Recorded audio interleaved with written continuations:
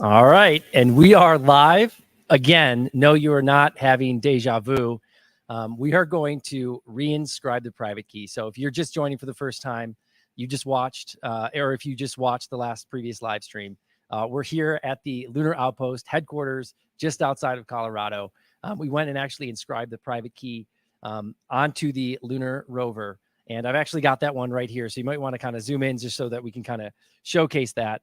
When we did the last live stream, what it ended up happening is as we were kind of showing the private key on the laptop here, we wanted to show the front and the back of the private key. And then we also had to show a little bit of the length. But we actually ended up showing too much of the private key that we're comfortable with. So you could not see the full private key, but out of an abundance of caution, we are going to reinscribe the private key onto this rover. So we're all here. We just went and bought you want to come dive back in here. We went and bought a brand new laptop because Ian so kindly destroyed the last one at the end of the last live stream. So this one is actually going to be destroyed again, but we're going to restart this process one more time. And so you might be a little confused coming into this, but we wanted to save a little time. So you got to go back and watch the last live stream that we're all here betting might have more views than this one. So we're going to go ahead and we're just going to get this thing started. So we're actually going to come in here and Ian is actually going to rerun the software to get these private keys and the public keys. And so as he runs this, he might run it a couple of times. He's creating the randomness that's needed to actually create the private key. So if you look on there, you can see the partial entropy. That's actually the private key that we just generated. And so we see the first couple of those. And so we will also show that on the plate there. And so he's now copying and pasting that private key into the engraving software, the Vision software. And so we're gonna go through the exact same process there, double check it. We'll show the first little bit being inscribed onto the Vision with the Vision engraver. And then we'll cover it up again with the box. And then we're gonna go through this whole process again. So right now, Ian, what's happening? So we're gonna, we just got the new private key put into the Vision engraving software. I spun up a couple of different ones just to make sure that we're on a fresh one. Matt is spinning up the job for the new Vision engraving. So it's copying over. We're going to see this flashing light. So it's moved over now. We're going to hit play and it's going to start inscribing this new private key.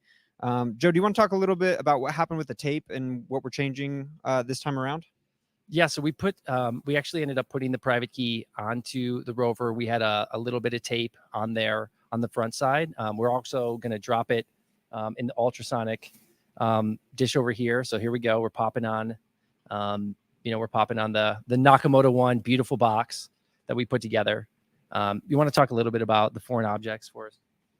Yeah, so the next step here is we're going to put it in the ultrasonic bath, and that is basically a bath of rubbing alcohol with some ultrasonic cleansing power behind it.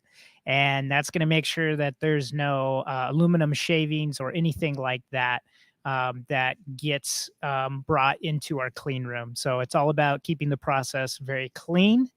And so we don't bring anything to the moon that we don't want to, or anything on our rover that we don't want included. Yes, and we're also going to run, like we did the first time, we're going to run the engraver twice, make sure it's, it's very clean and it's clear, the letters and the numbers on there. So we've gone through that process many times. We've double checked that.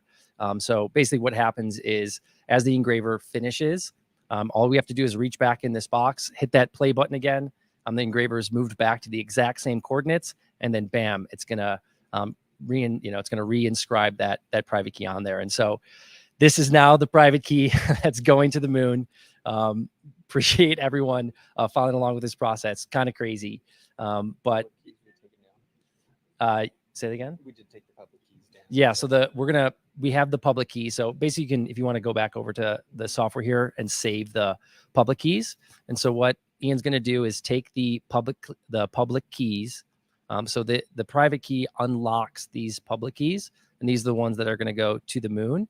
And so actually what happens here is as we have the private keys, we've got Bitcoin, we've got Dogecoin, we've got Litecoin, we've got Stacks. There's even a Monero one on there.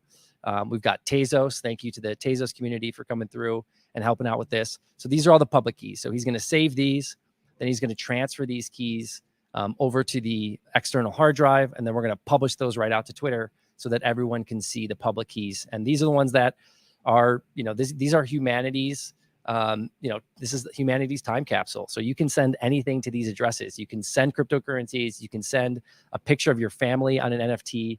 So you can now send anything to the moon. And at some point, potentially someone might recover it. But this is kind of the fun of what we wanted to do. And we wanted to, basically make this a huge project that anyone can be involved in. So, hopefully maybe Forrest, you'll get to the moon. Yeah, maybe. So just to recap for people who maybe are only seeing this particular live stream, this is the moment that we are inscribing the keys for the private keys that we're going to send to the moon on our Lunar Voyage 1 attached to the map rover.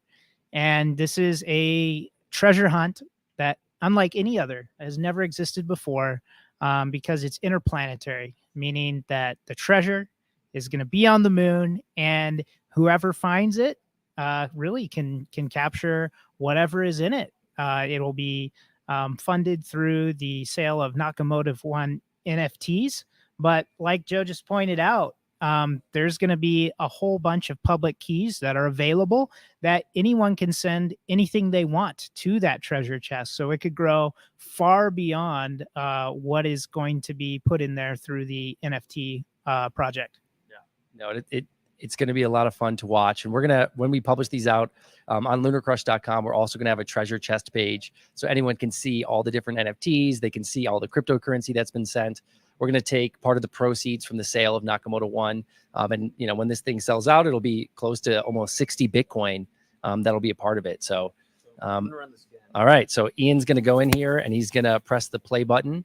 And that play button is going to inscribe a second time. So just get a little bit deeper onto that metal plate so that, it's super readable. And whoever finds this thing in, 2 years or 20 years or, as hopefully, in our lifetime, someone will be able to figure out and get to it. So, we can kind of start cruising back over here. What we're going to do next, after this gets in here, we're going to put it into the bath, and then we're going to suit up, and we're going to get into the clean room ourselves so that Brad here is going to help us put this thing back onto the rover.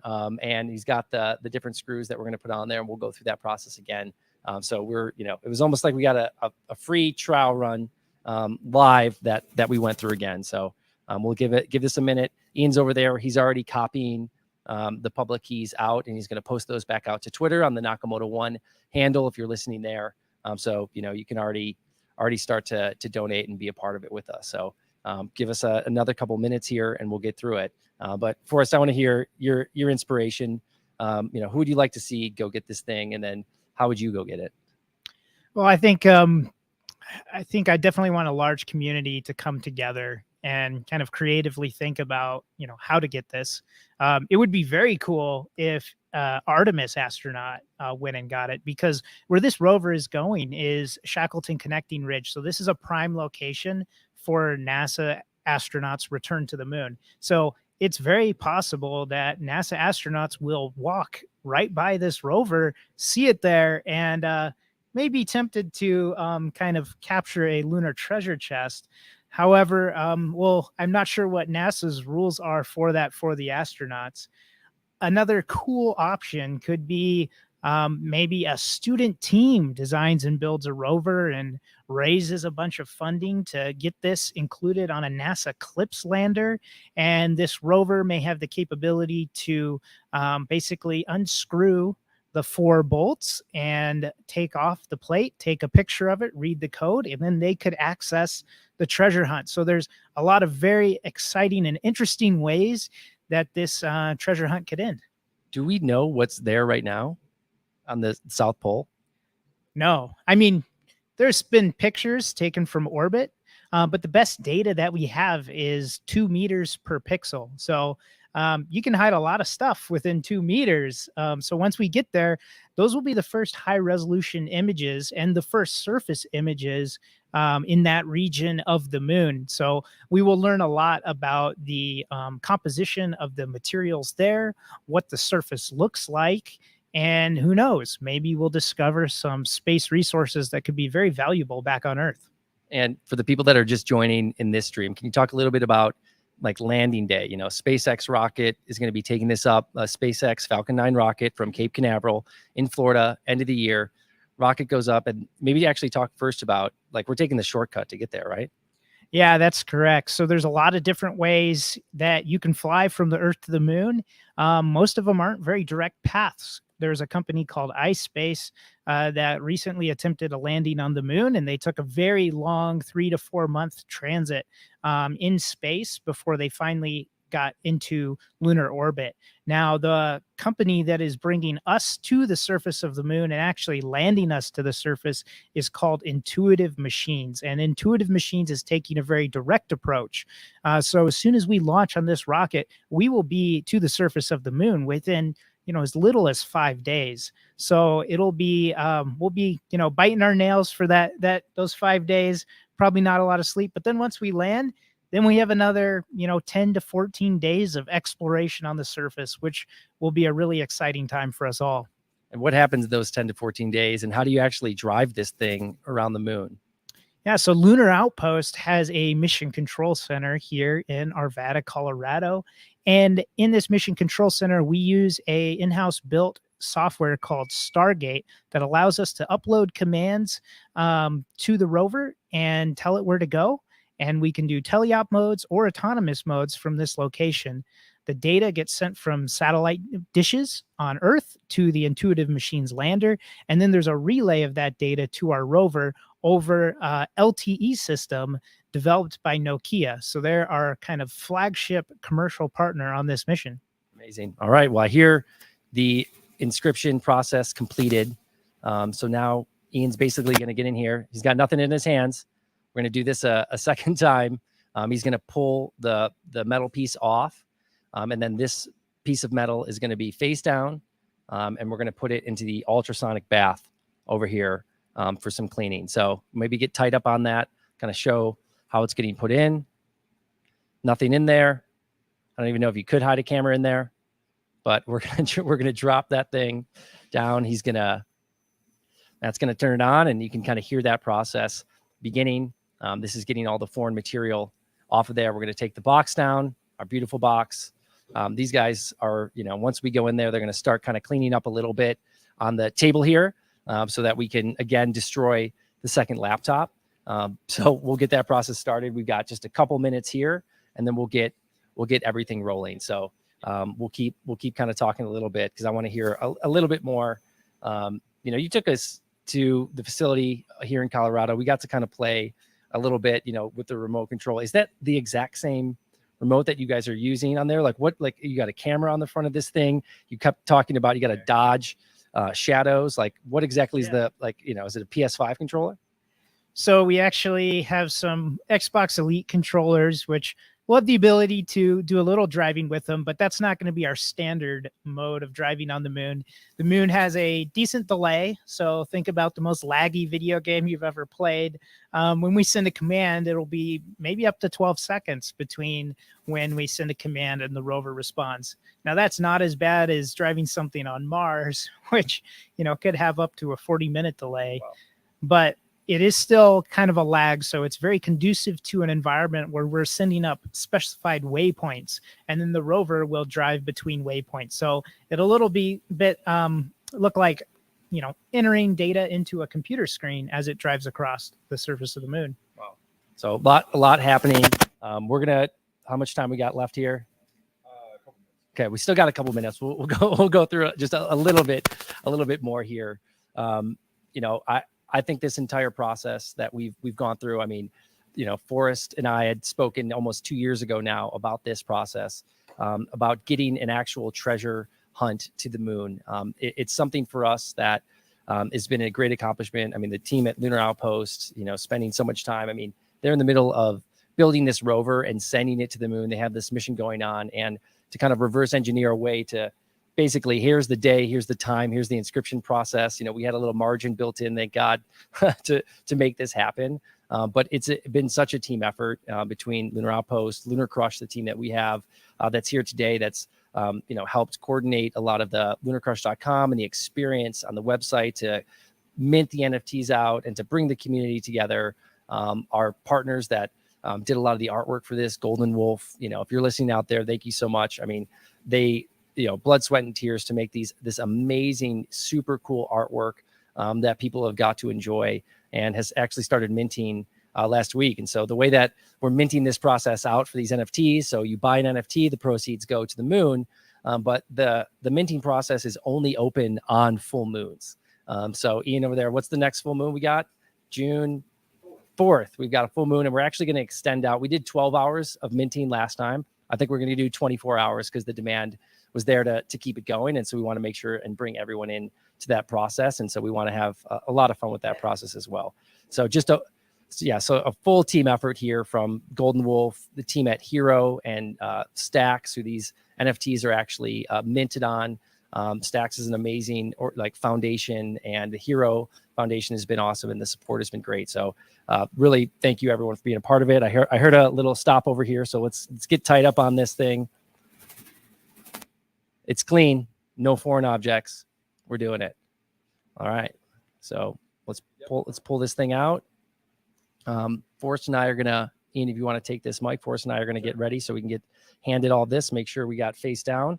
Let's talk about all the cameras we got. Yeah, so Matt's pulling it out of the alcohol-based solution. He rinsed it in is it diluted water? I forget again. Deionized water.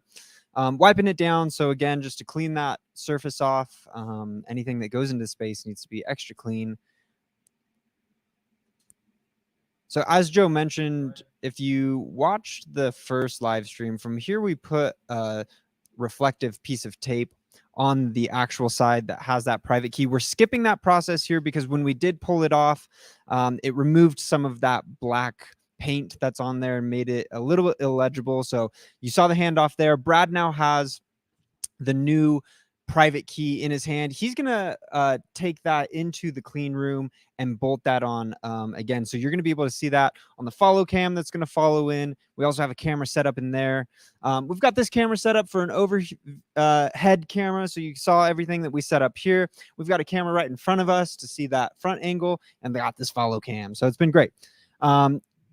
Do you guys want to talk about, Brad, maybe you can just briefly run us again through what you got on, why we take the precautions before we jump into the clean room, and some of the things that we're looking at there?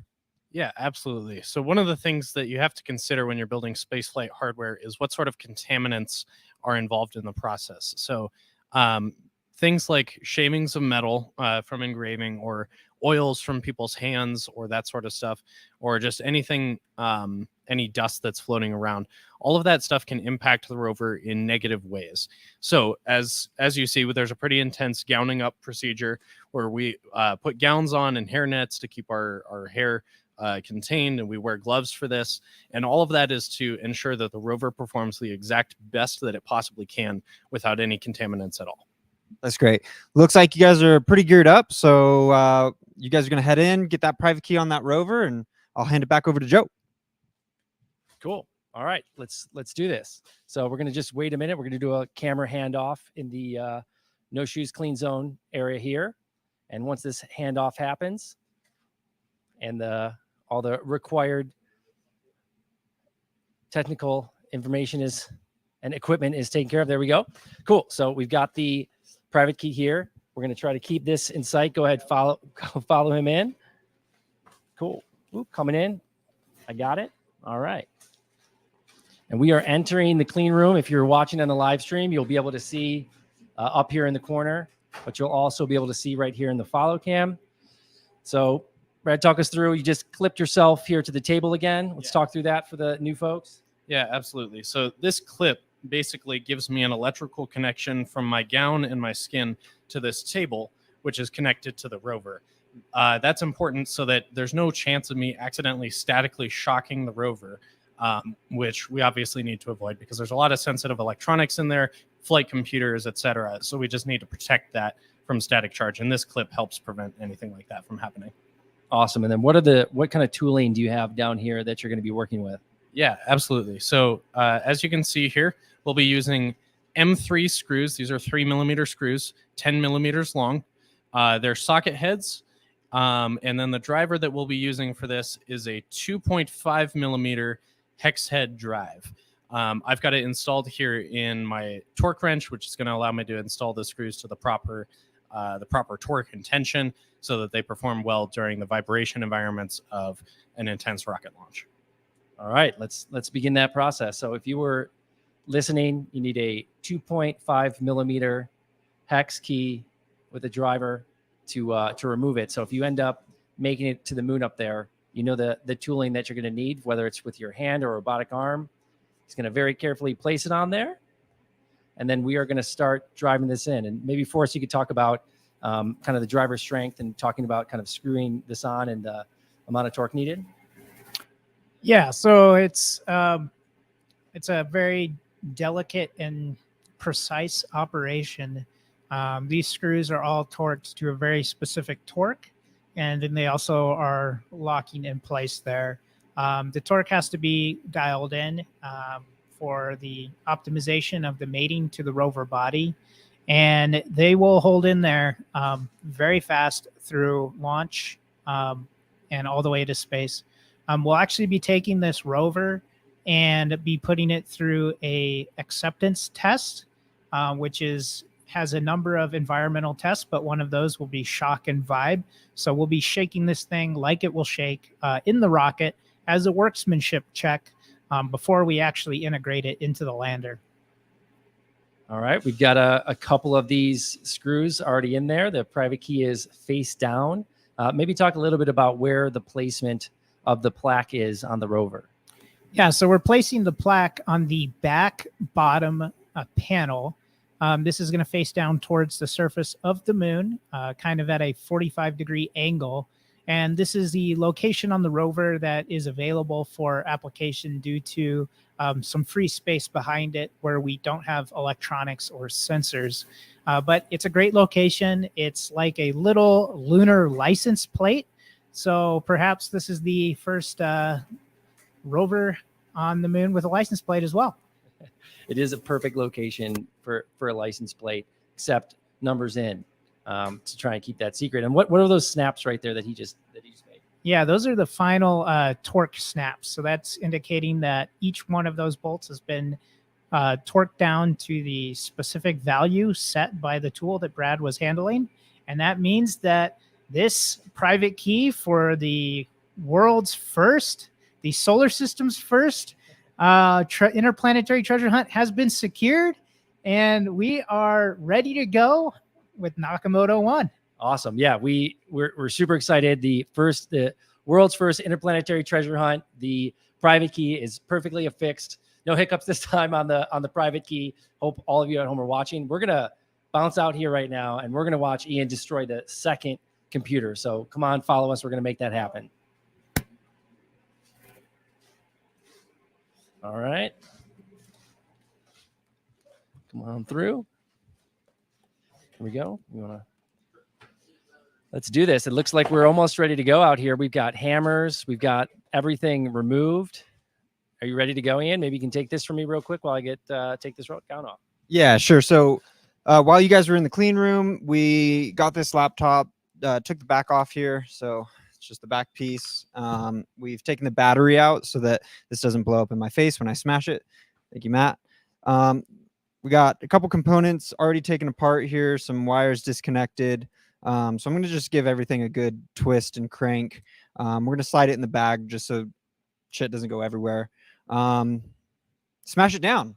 It's my favorite part of this whole thing. So we got a trash bag. Move some of these tools here. I'm just going to break this in half real quick before, maybe not. All right, I'll smash it. Sweet. Safety goggles, face shield for myself. And this is the fun part. Back to you, Joe. All right. Let's make sure everyone is out of the area here really quick before Ian does round number 2 here, where we are going to smash this thing again. Hold on. Just let Brad get out from the backside here, and we'll make it happen very quickly. But you got it? You ready to go? All right. Hey, we're doing round number 2 here. We did not anticipate smashing a second laptop, but we are really making this happen. We got a fire extinguisher ready to go. Safety number 1. Fire it up, Ian. Let's do it.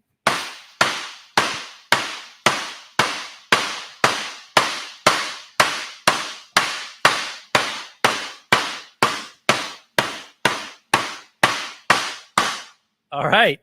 There's more energy than before. Yeah, so. no, he really is ready to go this time. We're going to take this out and we're going to see what that looks like now. Make sure those hits ring true. What does it look Oh, like? wow. Nice work. Quite a number. See if you can snap Quite a any number. memory cards. Oh, yeah. Careful. There you go. Snap. That's done. Game over. We got this guy. We want to make sure that's Snap. Careful. Oh, that's broke now. Yep. Good work. And then any other RAM cards in there? All right. I'm not sure what that is. Snap. Just hit it 5 more times. All right. We're good. We're good to go. Well, this was fun. All right. Congratulations, everyone. Thank you for being here. Thank you for going with the second stream with us, everyone. We wanted to be, like I said, out of abundance of caution. No one saw that private key that time. We had a bunch of extra eyes on it. We're going to the moon. Let's do this. Come join us for Nakamoto 1.